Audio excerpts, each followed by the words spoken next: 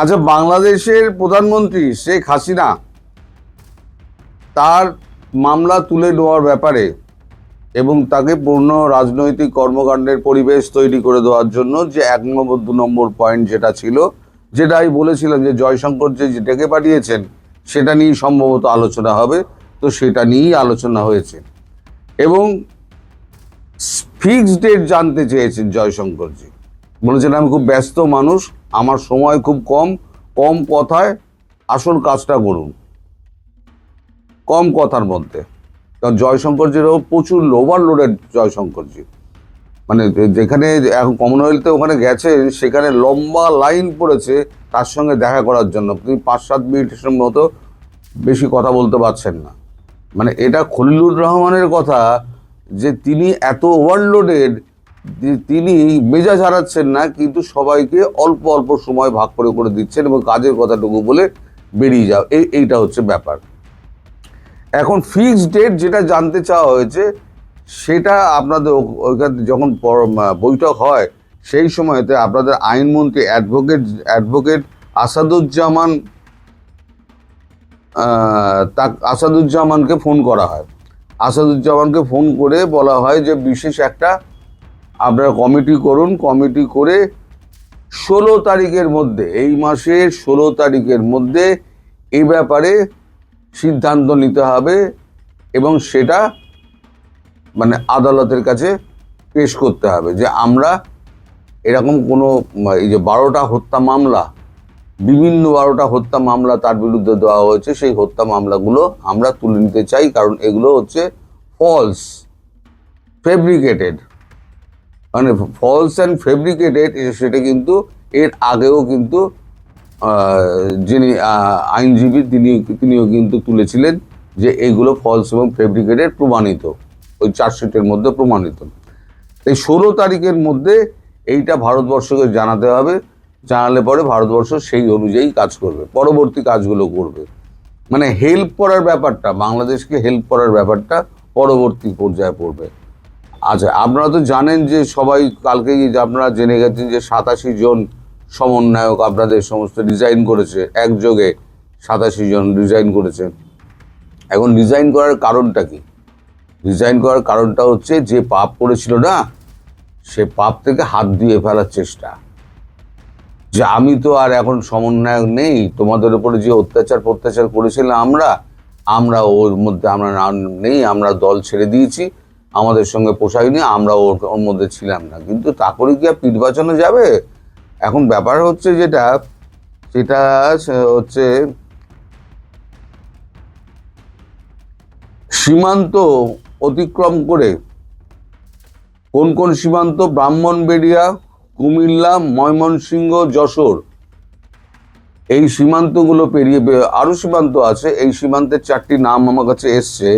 এই সীমান্ত পেরিয়ে দলে দলে আওয়ামী লীগ নেতারা যারা ভারতে অবস্থান করছিলেন তারা নিজ নিজ বাসস্থানে ফিরে যাচ্ছেন এবং তারা গিয়ে আস্তে আস্তে দলের হাল ধরবেন।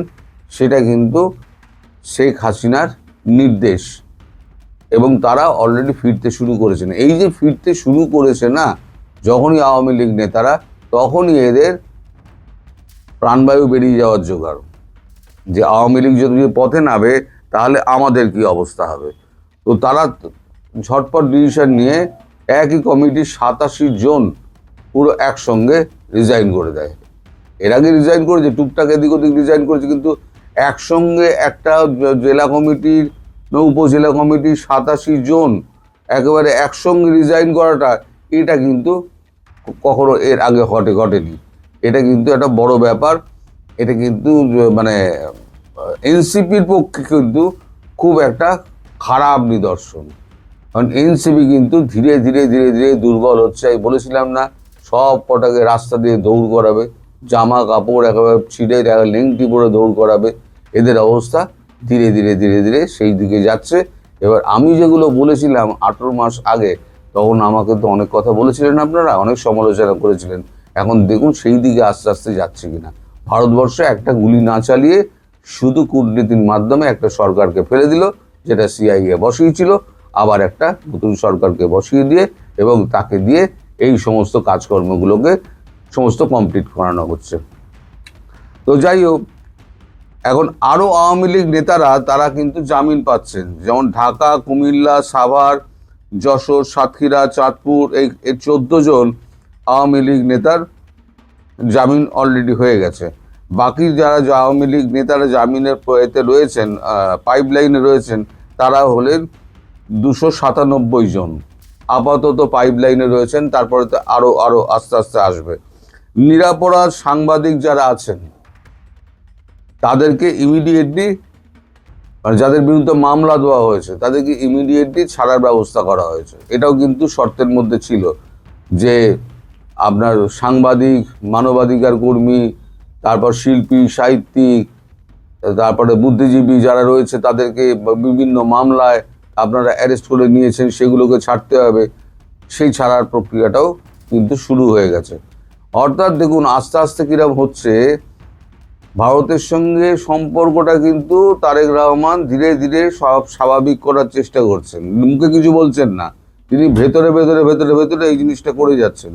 এখন কথা হচ্ছে তিনি যদি ওপরে ওপরে করতে যান তাহলে আবার ভারত বিরোধী যে চক্রটা আছে, যদিও এখন খুব নেমে এসছে, এখন আর ওই শোনা যায় না ভারতীয় পণ্য বর্জন করো, দিল্লি না ঢাকা, দিল্লি না ঢাকা না পিন্ডি, এই সমস্ত এখন তো অনেক সব বন্ধ হয়ে গেছে। করে দেখেছে যে ভারতবর্ষ ছাড়া তাদের কোনো গতি নেই। এখন তারা নিজেরাই বুঝতে পারছে। আমার কমেন্ট দেখলে বোঝা যায় এখন সব শুধরে গেছে, সব ভালো ছেলে হয়ে গেছে। ভালো ছেলে পাওয়া খুব মুশকিল দাদা। তো যাই হোক, আচ্ছা,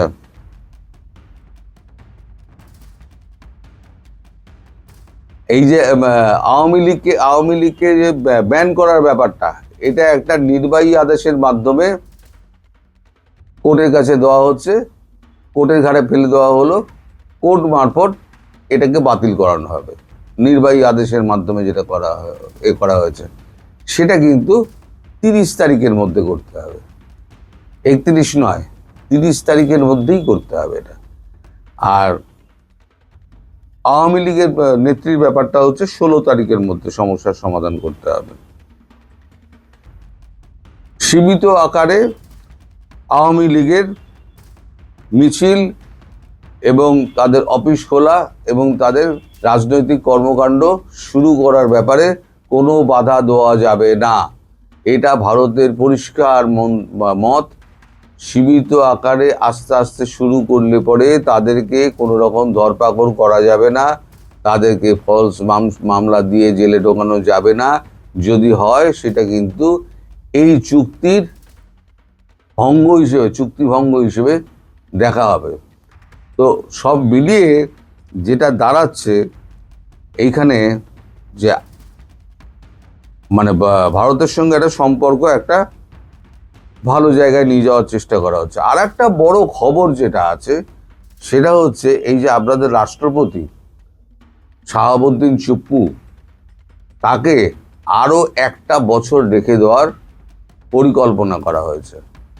কেন প্রশ্ন উঠতে পারে, তো কেন? যুক্তি আছে তো।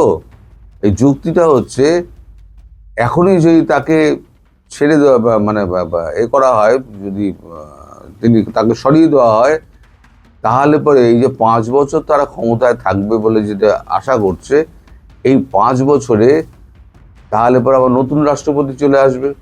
এখনই যদি ওনাকে ছেড়ে দেওয়া হয়, তাহলে ওনাকে যখন ছেড়ে দেওয়া হবে 1 বছর বাদে, তখন 1 বছর আওয়ামী লীগে বিএনপি কমপ্লিট হয়ে যাবে সরকার, তাহলে বাকি থাকবে 4 বছর। কিছুটা হাতে ওই আপনার পরবর্তী রাষ্ট্রপতি, তিনি যিনি হোক, তিনি হাতে থাকবেন। এটা হচ্ছে একটা প্ল্যান। তাই শাহাবুদ্দিন চুপ্পুকে আপাতত 1 বছরের জন্য রেখে দেওয়ার একটা পরিকল্পনা করা হয়েছে। নেত্রী নির্দেশনা দিয়েছেন সকলকে ঘরে ফিরে যাওয়ার। এটা হচ্ছে যে আপনার গতকাল ওয়ার্কিং কমিটির একটা মিটিং ছিল, আওয়ামী লীগ ওয়ার্কিং কমিটির ভার্চুয়াল মিটিং। সেখানে নেত্রীর সরাসরি নির্দেশনা ছিল যে সকলকে ঘরে ফিরে যেতে হবে, নেতারা যে যেখানে আছেন সকলকে বাংলাদেশে আসতে হবে, এসে রাজনীতির হাল ধরতে হবে, তা না হলে হবে না। আপনাদেরকে আজ থেকে 4 দিন আগে আমরা একটা ভিডিওতে বলেছিলাম, সেদিন আমি আপনাদেরকে ভিডিওতে বলেছিলাম যে নেত্রীর নির্দেশনা আছে, নেত্রীর সাথে কথা হয়েছিল নির্বাচনের বিষয়ে, যে আপনার সিটি কর্পোরেশন, জেলা, উপজেলা সমস্ত নির্বাচনগুলোতে আওয়ামী লীগ প্রার্থীরা যাতে নির্বাচন করে সেই বিষয়ে প্রস্তুতি নেওয়ার জন্য। অনেকে বিশ্বাস করেছিলেন, অনেকে বিশ্বাস করেননি। যারা বিশ্বাস করেননি তারা হয়তো এখন বুঝবেন যে কথাগুলো আসলে নেত্রীর নির্দেশনা ছিল কিনা। ফেসবুকে দিয়েছিলাম, অনেকেই বিশ্বাস করেছেন, অনেকেই আমাকে ফোন করেছেন। তবে হ্যাঁ, আজকে সকাল থেকে বেশ কিছু লোকের ফোন পেয়েছি যারা আমাকে বারবার বলছেন, ভাই এই কথা তো আপনি বলছিলেন, এটা আসলে সত্যি হলো। তো ঘটনা হচ্ছে, আমরা অনেক কিছুই বলতে চাই, অনেক কিছু বলতে পারি না, আবার অনেক কিছু এমনভাবে বলতে হয় যে মনে হয় যেন গুজব ছড়াচ্ছি। তবে গুজব না ভাই, একটু ধৈর্য ধরে যদি শুনেন, গত 18টা মাস প্রচণ্ড কষ্ট করেছেন। আমরা চেষ্টা করেছি আপনাদেরকে উৎসাহ দিতে, আমার নিজের কোনো স্বার্থ নেই। আজকে আপনাদের কাছে একটা ওয়াদা করি, যদি সেটা না হয়, আমি যদি সেই ওয়াদা যদি না রাখি বা যদি খেলাপ করি, সেদিন প্রয়োজনে আপনারা সারা বাংলাদেশে আমার পোস্টাল লাগায় জুতা নিক্ষেপ করেন। আওয়ামী লীগের কর্মী, আমার তৃণমূলের ভাই বোনরা, আপনারা যেদিন সুস্থভাবে বাসায় ফিরে যাবেন, আপনারা যেদিন স্বাভাবিক জীবনযাপন করতে পারবেন, আওয়ামী লীগ যেদিন আবার রাজনীতি করতে পারবে, ক্ষমতায় আওয়ামী লীগ না যাক, আওয়ামী লীগ যেদিন রাজনীতি করার মতন থাকবে, সেদিন থেকে আমি আর আওয়ামী লীগ সম্বন্ধে আর কোনো কথা বলবো না। সেদিন থেকে আওয়ামী লীগ কী করছে, কে কী করছে, কোনো কথাই বলবো না, আমি অন্য কাজে ব্যস্ত হব। এখন পর্যন্ত আপনার গুজব ধরেন আর যাই বলেন, আমি আপনাদের জন্য চেষ্টা করছি। কারণ হচ্ছে যে আমার কোনো খায়েশ নাই, আমি কমিশনার হব না, আমি এমপি হব না, আমি কোনো মন্ত্রী হব না, বা আমাকে ওই যে কষা জাহিদের মতন ফোন দিয়ে প্রধানমন্ত্রীর উপদেষ্টাও করবে না, এবং এটা আমি হইতেও যাব না। আমি যেখানে আছি খুব শান্তিতে আছি, আমি আমার শান্তি মতো আছি। এত বছর আমাদের কোনো পাত্তা ছিল না, আমরা কথাও বলি না। কি আওয়ামী লীগ ক্ষমতায় ছিল না ভাই 15 বছর, 2 বছর তত্ত্বাবধায়ক, কথা বলিনি। এখন কথা বলছি যখন দেখছি দেশ বিপদে, দল বিপদে, নেত্রী বিপদে। কারণ আমার শুরুটা হয়েছে শেখ হাসিনাকে দিয়ে, শেষও হবে শেখ হাসিনাকে দিয়ে। কারণ আমি সরাসরি বলি যে আমি আওয়ামী লীগের দালাল, আমি দালাল, এটা আমি বলতে গর্ববোধ করি। সুতরাং আপনারা জাস্ট মনে রাখেন, আপনাদের কারোর সাথে আমার কোনো অ্যালার্জি নাই। আপনারা কে নেতা হবেন, কে মন্ত্রী হবেন, কে এমপি হবেন, সেটা আপনাদের বিষয়। আমি কারো বাড়া ভাতে ছাই দিতে যাব না। আমি যাই আপনাদের কোনো জায়গায় যাই বলবো না যে আমার এইটা দাও, নো। যদি এটা দেখেন, সেদিন আমার জুতা দিয়া, ওই আমার ছবিতে জুতা দিয়া দিয়া বাংলাদেশে দিয়েন, দরকার পয়সাটাও আমি দিব। তো যাক, সেসব কথা। এখন মূল কথা যেটা, সেটা হচ্ছে ওয়ার্কিং কমিটি মিটিং আসলে কী হয়েছিল। আপনারা অনেকে হয়তো অনেক নেতাদের সাথে কথা বলেন, তাদের কাছ থেকে জানতে পারবেন। আপনারা, নেত্রী সরাসরি বলেছে যে যারা আছেন আমার তৃণমূলের কর্মী বাহিনী, নেত্রী তৃণমূলের কথা বলেছে, তৃণমূলের কর্মী বাহিনী প্রচণ্ড অসুবিধায় আছে। অনেকের খাওয়ার নাই, দাওয়ার নাই, মামলা চালানোর পয়সা নাই, জায়গা জমি বিক্রি করে তারা জামিনের দিচ্ছে। এখন এই সমস্ত নেতারা তাদেরকে বলেছেন যে আপনারা কর্মীকে সহযোগিতা করেন। এবং সরাসরি আরেকটা কথা বলেছে কি জানেন, একটা মজার কথা বলি। নেত্রী বলেছেন বাংলাদেশের কোথায় কে কি করছে সেটার ছবি না, শুধু ভিডিও সহ আছে ওনার কাছে। আবার কোন কোন কর্মী, আমাদের কোন কোন ভাইরা এখনো ওই যে ভাইগিরিতে ব্যস্ত, মানে সহমত ভাই, যে এইভাবে বলেছেন উনি, যে কে কে 2-3 জন নিয়ে চাট করে কোথাও যায় কিছু ওপেন করে দিলাম, কোথাও যায় ওই যে 2 জন নিয়ে 5 প্যাকেট বিরিয়ানি বানাইয়া দিয়ে বললাম যে অমুক নেতার নির্দেশে এই বিরিয়ানি দিছি, ওইটাও লিস্ট করা নাকি আছে। এই লিস্ট ওই নেতারা যেমন সাফার হবে, সেই কর্মী ভাইদেরকে বলছি সাফার হবে। আমি বারবার আপনাদের একটা কথা বলছিলাম যে আমরা এখন কোনো ভাইয়ের পক্ষে না যাই, আমরা শুধু বলি যে জননেত্রী শেখ হাসিনার পক্ষ থেকে আমরা এই কাজটুকু করছি। ফেসবুকে দেন, কোনো সমস্যা নাই, টুইটারে দেন, হোয়াটসঅ্যাপে দেন, যাহার নাম ইচ্ছা দেন, খালি কোনো ভাইয়ের নাম দিয়েন না যে অমুক ভাইয়ের নির্দেশনায়, অমুক ভাইয়ের সহযোগিতায়। না, আপনার সেই ভাই কালকে থাকবে কিনা সেটা কিন্তু সন্দেহ আছে। আপনার সেই ভাইয়ের অবস্থান কী হবে সেটা চিন্তা করেন। সুতরাং এখনও ভাইগিরি ভুইলা আমার ভাই তৃণমূল কর্মী যারা আছেন, তারা আপনারা নিজেদের নেত্রীর নির্দেশনায়, অমুক ভাইয়ের সহযোগিতা দরকার নাই, কোন ভাই কি সহযোগিতা করতেছে, কোন ভাই কি করতেছে, সব নেত্রীর কাছে আছে, পাই টু পাই।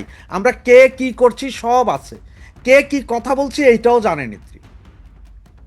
ওয়ার্কিং কমিটির মিটিংতে সবগুলো নেতাকে ধরে ধরে বলছে যে আপনারা যা করতেছেন বা করতে চাইতেছেন এগুলো বাদ দিয়ে আগে তৃণমূল গুছানোর কথা বলা হয়েছে। এখন তৃণমূল গুছাইতে হলে কী করতে হবে, আপনাদেরকে দেশে ফিরে যেয়ে ওদেরকে ফেস করে তৃণমূল গুছান। আর যদি তৃণমূল গুছাইতে না পারেন, আল্লাহর রাস্তায় আপনারা রাস্তা মাপেন। নেত্রী সরাসরি এটা ছিল যে তৃণমূলের সহযোগিতা করেন। নেত্রী আরেকটা কথা বলেছেন, সেটা হচ্ছে যে এই রোজার মাসে প্রচুর গরিব দুঃখী কষ্ট করছে, তাদেরকে সহযোগিতা করার জন্য নেতাদেরকে সরাসরি নির্দেশ দিয়েছে। যেসব তৃণমূল কর্মীরা জেলে আছে তাদের জামিন করানোর ব্যবস্থা করানোর জন্য বলা হয়েছে। হ্যাঁ, অনেকে হয়তো বলতে পারেন যে ভাই আপনি এগুলো কী বলতে। হ্যাঁ ভাই, আপনারা যাদের নেতাদের সাথে কথা বলেন তাদেরকে সোজা জিজ্ঞেস করেন। তারা যদি অস্বীকার করে, তারা যদি এড়িয়ে যেতে চায়, তাদের বললেন আমার সাথে আসতে আমি টকশোর আয়োজন করব, সেদিন আমি বলবো, আপনারা উপস্থিত থাকবেন, তাদের কাছে জবাব চাইব। নেত্রীর সোজা নির্দেশনা যে সর্বপ্রথম তৃণমূল গুছান, দল গুছান, নেতাগিরি পরে করেন, গ্রুপিং ভুলা যান, আগে দল গোছান। দল যদি না গুছাইতে পারেন কিছুই হবে না, দল গুছাইতে হবে। এবং দল গোছানোর জন্যই নেত্রীর সরাসরি নির্দেশনা। এবং নেত্রীর আরেক নির্দেশনা, যেটা সর্বপ্রথম নির্দেশ, সেটা হচ্ছে যে নির্বাচনী পরিবেশ তৈরি করেন। নির্বাচন আমরা করতে হবে, সেগুলোর ব্যাপারে যারা যারা নির্বাচন করবে সেটা প্ল্যান ওয়াইজ করেন। তবে হ্যাঁ, কে নির্বাচন করবেন আর কে করবেন না, আর কে বন্ধ ছিলেন, ঘুমাইয়াছিলেন, সেটা কিন্তু নেত্রী জানে। ওই যে এখন যদি কেউ আইসা বলেন, যেসব নেতারা যারা মনে করেছিলেন যে ঘুমাইছিলাম, ভালো ছিলাম, জেগে দেখি বেলা নাই, আপনাদের বেলা আসলেই নাই। আপনারা কে কী কর্মকাণ্ড করেছেন সেটা নেত্রী জানে। এবং নেত্রী এটাও বলেছে যে ওনার কাছে ফেসবুকও আছে, কোন নেতার ফেসবুক কবে বন্ধ, কোন নেতা কোন দিন কি এডিট করে কি দিয়েছে, এগুলো সব আছে, সব কিছু আছে। কোন মন্ত্রী কাকে বিচারপতি বানানোর চেষ্টা করেছিলেন, সেই বিচারপতি, সেই মহিলা এখন কোন দলের হয়ে কাজ করতে, সব নেত্রীর কাছে আছে, পাই টু পাই। অনেককেই দেখবেন ভোকাল, ভেরি ভোকাল, ওনারা কথা বলেন আওয়ামী লীগের জন্য। ওনাদের পেছনের অতীত, ওনারা এই গত 18 মাসের অতীত ওনারা জানেন, নেত্রীর কাছে আছে। 12 তারিখের ইলেকশনের পরে কারা কারা আপনারা হাই হাই খাই খাই করতেছেন, ওইটার লিস্টও নেত্রীদের কাছে আছে। 5ই আগস্টের পর থেকে নির্বাচনের আগ পর্যন্ত কোন সমস্ত কর্মী, কোন সমস্ত নেতারা ভাইটাল ছিলেন, জনগণের সাথে সম্পৃক্ততা ছিলেন, মিছিল মিটিং করেছেন, সেটা লিস্টও নেত্রীর কাছে আছে। আবার কোন কোন কর্মী বাহিনী, আমার তৃণমূল কর্মী বাহিনীরা ভাই লীগের সেই ব্যানার ধরে মিছিল করেছেন, সেটাও আছে।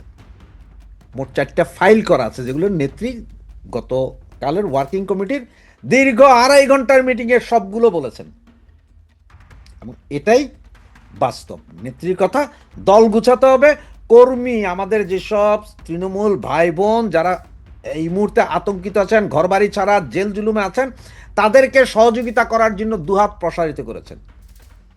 তিনি বলেছেন তাদেরকে সর্বোচ্চ সহযোগিতা করা, তাদের জামিনের সর্বোচ্চ ব্যবস্থা করার কথা বলা হয়েছে, তাদের পরিবারকে দেখার জন্য, তাদের সাথে আলোচনা করার জন্য বলা হয়েছে।